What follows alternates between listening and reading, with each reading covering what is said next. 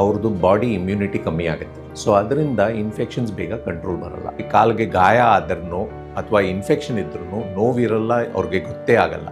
ಯಾಕಂದರೆ ಇವತ್ತಿಂದ ನೀವು ಸ್ಮೋಕಿಂಗ್ ಶುರು ಮಾಡಿದ್ರೆ ಆಮೇಲೆ ಹೋಗ್ಬಿಟ್ಟು ಕ್ಯಾನ್ಸರ್ ಆಗುತ್ತೆ, ಆವಾಗ ತನಕ ಕಾಯಬಾರ್ದು. ಒಂದೊಂದು ಸತಿ ಸುಮ್ಮನೆ ಜ್ವರ ಇರುತ್ತೆ ಅಥವಾ ಶುಗರ್ ಜಾಸ್ತಿ ಆಗಿರುತ್ತೆ. ಇವಾಗ ಹಾರ್ಟ್ನಲ್ಲಿ ಸ್ವಲ್ಪ ಮೈಲ್ಡ್ ಪೇಯ್ನ್ ಇದ್ರೂ ದೊಡ್ಡ ಹಾರ್ಟ್ ಅಟ್ಯಾಕ್ ಇರ್ಬೋದು, ಅದೇ ಥರ. ಸೊ ಕಾಲು ಮಾತ್ರ ಆ್ಯಂಟಿಬಯೋಟಿಕ್ ಕೊಟ್ಬಿಟ್ಟು ಶುಗರ್ 300-400 ಇಟ್ಕೊಂಡು ಇದ್ದರೆ ಅದು ಆ್ಯಂಟಿಬಯೋಟಿಕ್ ಕೆಲಸ ಮಾಡಲ್ಲ.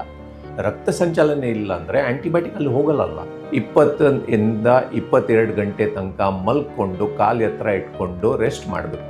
ಕಾಲು ಹೃದಯಕ್ಕಿಂತ ಎತ್ತರ ಇಟ್ಕೋಬೇಕು. ಕೊಳ್ತೋಗ್ಬಿಟ್ಟು ಕಪ್ಪು ಆಯ್ತಂದರೆ ಆಮೇಲೆ ಅದು ಬೆರಳು ತೆಗಿಬೇಕಾಗತ್ತೆ. ಮೆಡಿಕಲ್ ಶಾಪ್ಸ್ನಲ್ಲಿ ಎಷ್ಟೋ ಜನ ಅವರು ಮಾರ್ಕೆಟ್ ಮಾಡ್ತಾರೆ, ಬಟ್ ಅದು ಸೈಂಟಿಫಿಕ್ಲಿ ಸರಿ ಇಲ್ಲ.